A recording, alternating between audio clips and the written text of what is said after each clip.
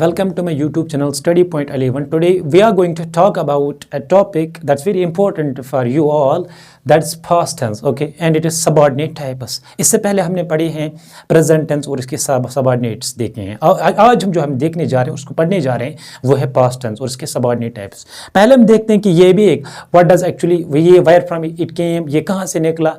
ये जो past definite, past indefinite है या past tense जो है simply it's a kind of past, it's a kind of tense.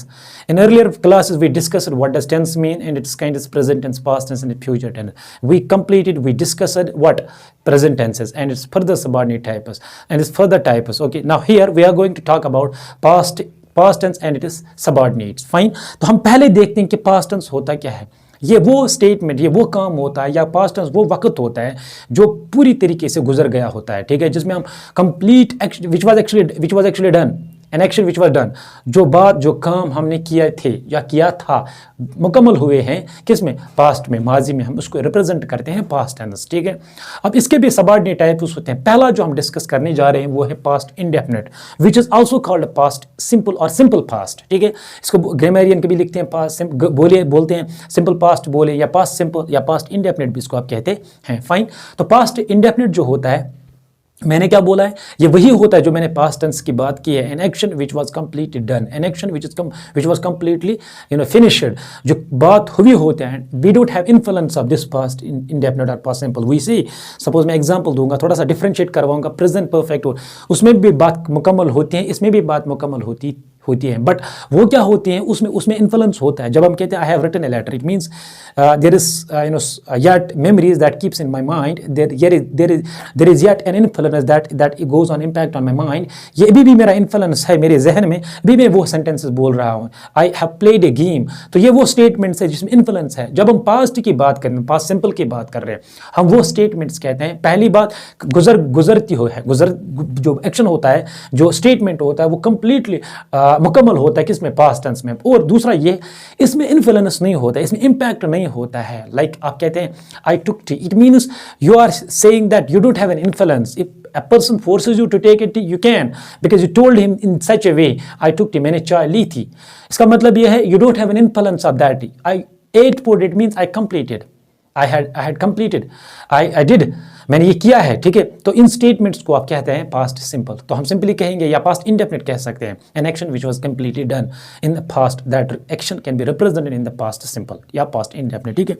अच्छा, हम तो सेंटेंसेस जो बनाए मैंने, अगर आपने गौर खोज किया है तो मैंने क्या सेंटेंसेस बनाए, मैंने सब्जेक्ट लिया, वर्ब लिया और ऑब्जेक्ट. इस वक्त मैंने हेल्पिंग वर्ब इसका नहीं लिया. अगर हम पहले देखते हैं कि इसका फॉर्मेशन, इसकी पास्ट सिंपल या पास्ट इंडेफिनिट क्या है, वो क्या कैसे बन सकता है, वो सिंपली सब्जेक्ट लेंगे, सेकंड फॉर्म ऑफ वर्ब इस्तेमाल करते हैं, क्योंकि रूल हमें कहता है पास्ट सिंपल में जब भी आप वर्ब इस्तेमाल करेंगे, आपको हमेशा इस्तेमाल कर रहे हैं second form of verb. Suppose speak जो है, इसका सेकंड फॉर्म ऑफ वर्ब जो है स्पोक, राइट जो है रोट. एग्जांपल में डिग डग, खोदना जिसको आप कहते हैं, ठीक है.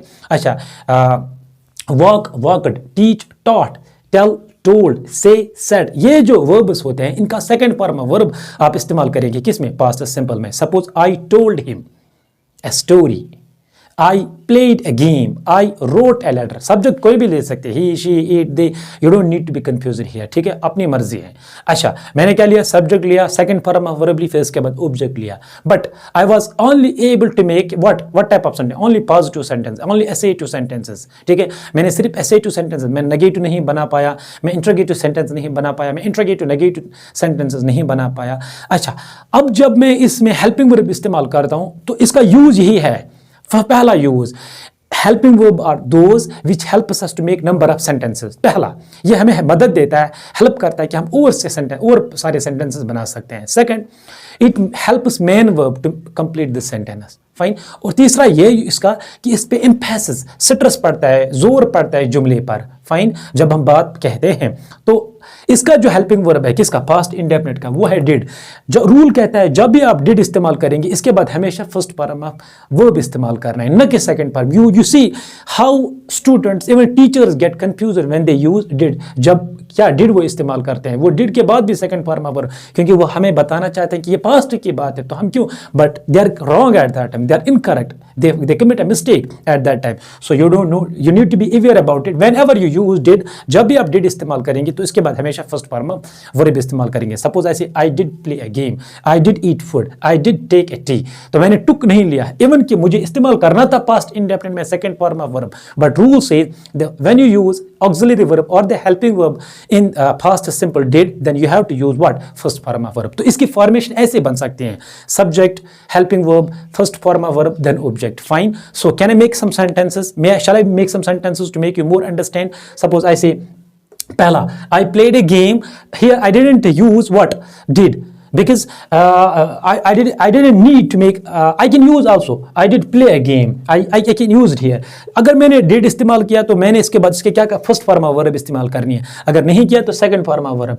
तो इससे मैं सिर्फ क्या बना सकता हूँ, without helping using helping I can't make negative sentence, interrogative sentence. अगर मैंने बनाना, सपोज ऐसे आई डिड नॉट, तो मैं बना पाया, यहाँ पे मैं नहीं बना सकता I played not, I not played, ये रॉन्ग सेंटेंस है, ठीक है। तो यहाँ पे जो हेल्पिंग वर्ब है पास्ट सिंपल का, it helps me to make other type of sentences as well, ये मुझे हेल्प करता है बाकी सारे सेंटेंसेस बनाने में, ठीक है।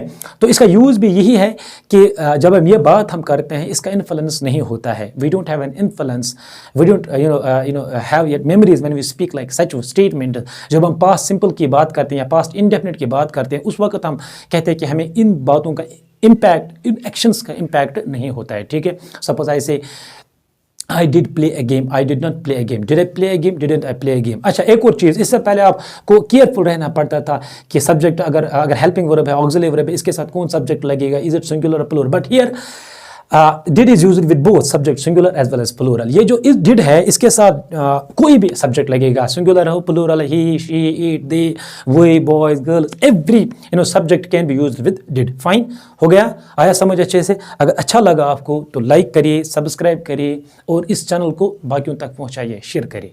Thank you.